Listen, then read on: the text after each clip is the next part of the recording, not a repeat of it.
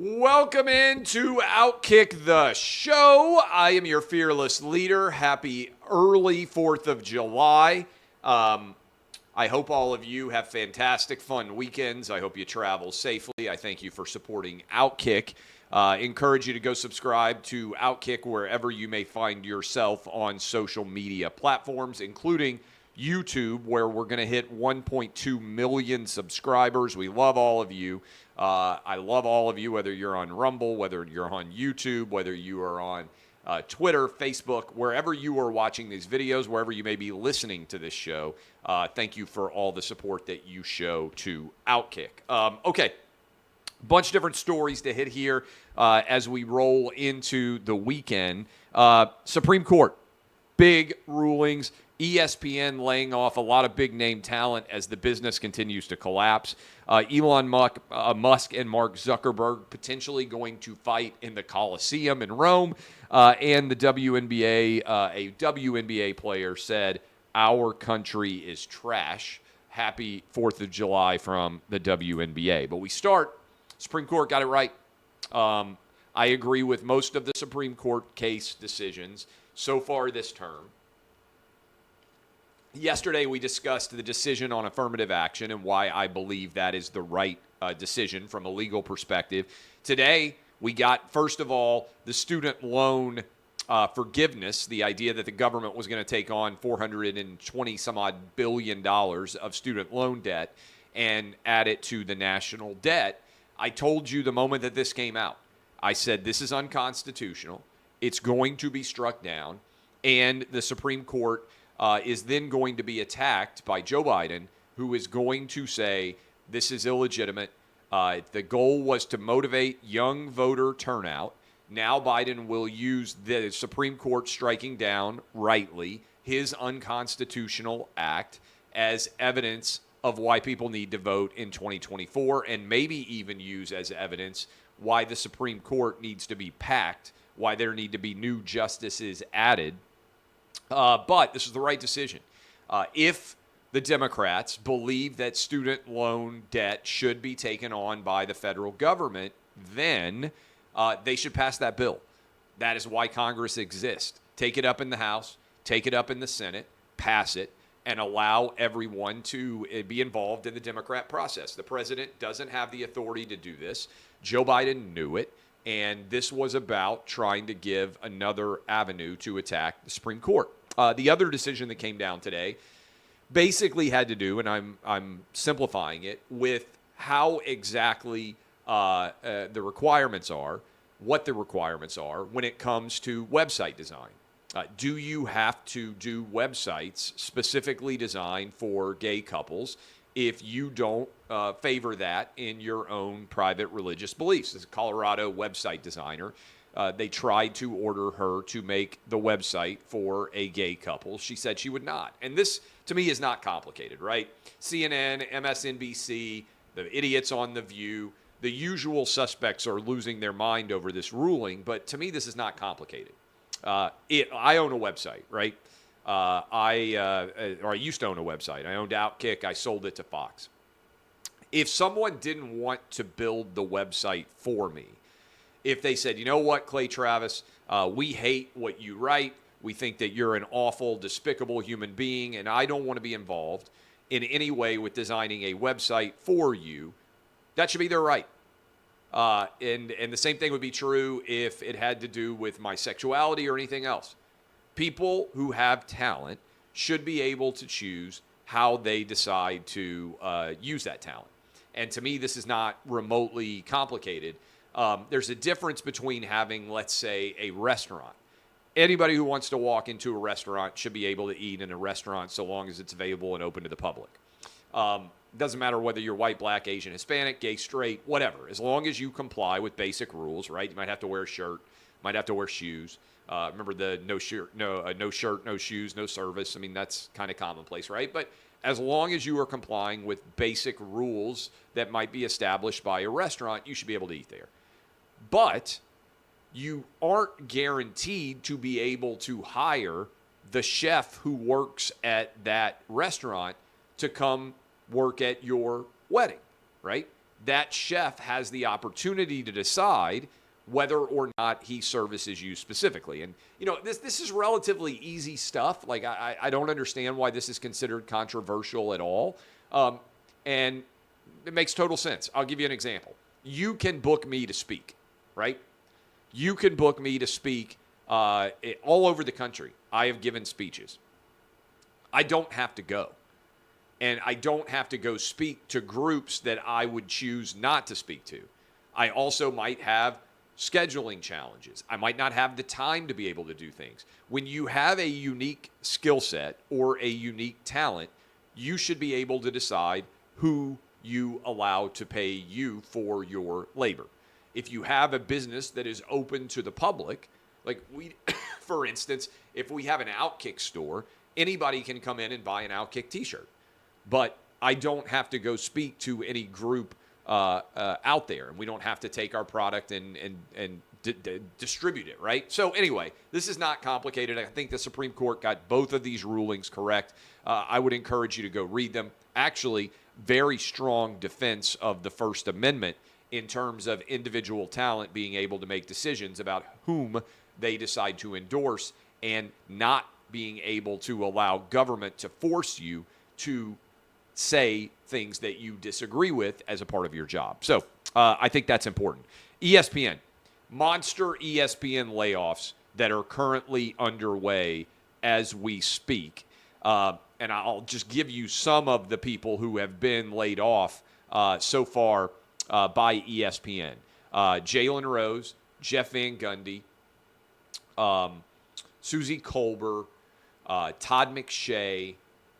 There is a bevy of people, Steve Young, who have worked at ESPN, many of them for a very long time, Max Kellerman, Keyshawn Johnson, many of them who have worked at ESPN for a long time and are otherwise being paid very well. What's going on here? First of all, I've been fired.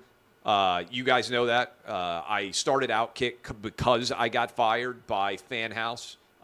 It's not fun to be fired.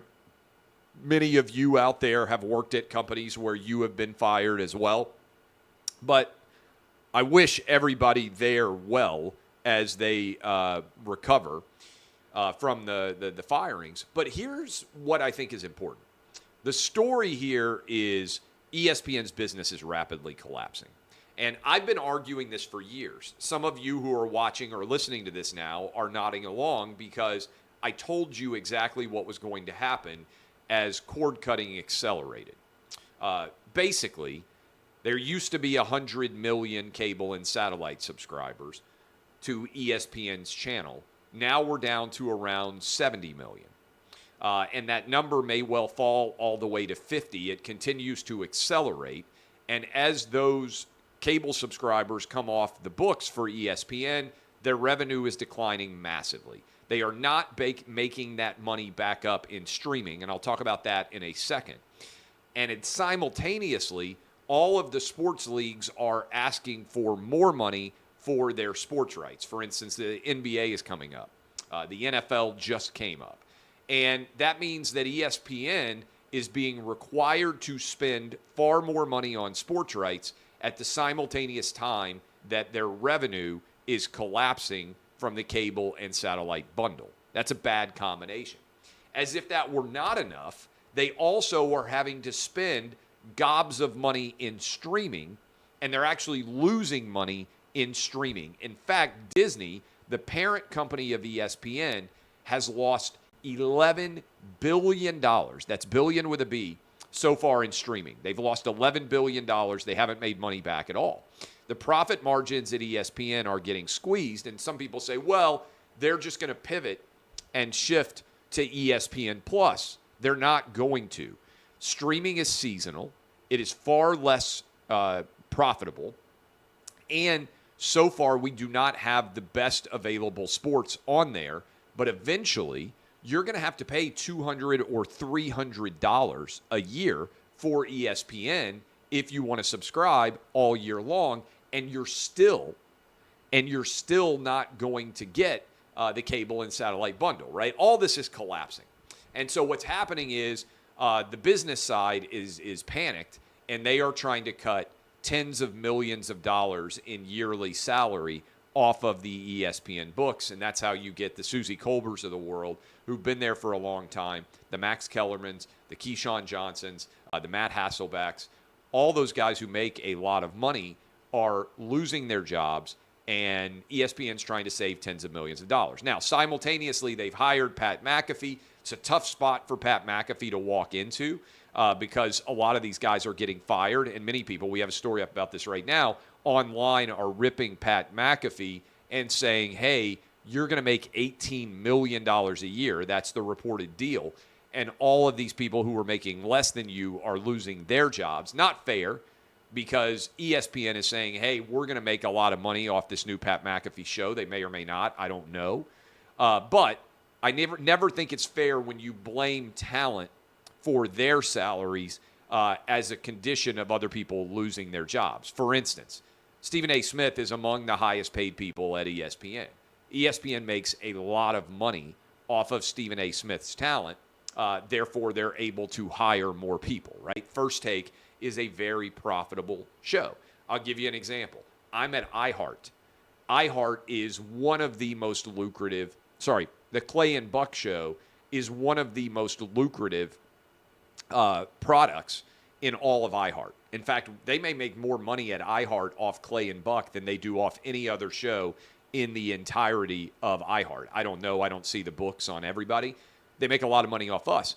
That means that iHeart can invest and hire many more people as a function of how much money they're able to make off of us, right? That's how business works. The most lucrative and profitable parts of that business allow money to be spent in other parts of the business that may or may not make as much money.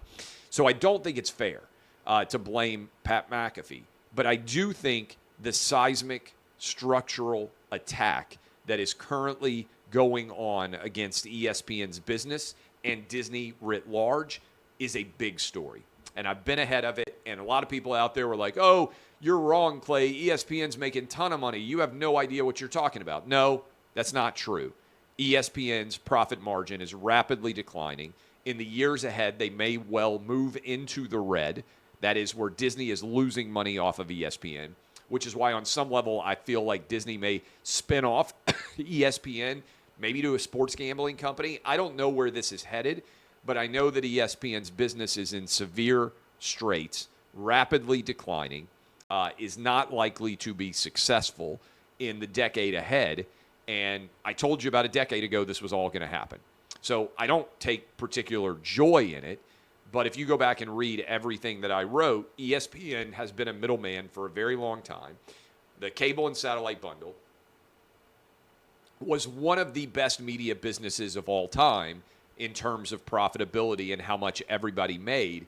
And now everybody's cutting their cable and satellite bill, and that bill is coming due, which means a lot more people are going to get fired, even people that have been highly paid and highly touted inside of ESPN. So that is the story about what is going on there. The ongoing layoffs. This will not be the last layoffs that happen at ESPN.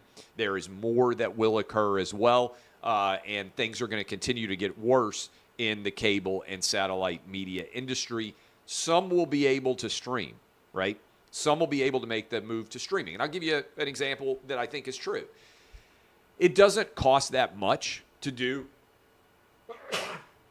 MSNBC, CNN, or Fox News. What do I mean by that?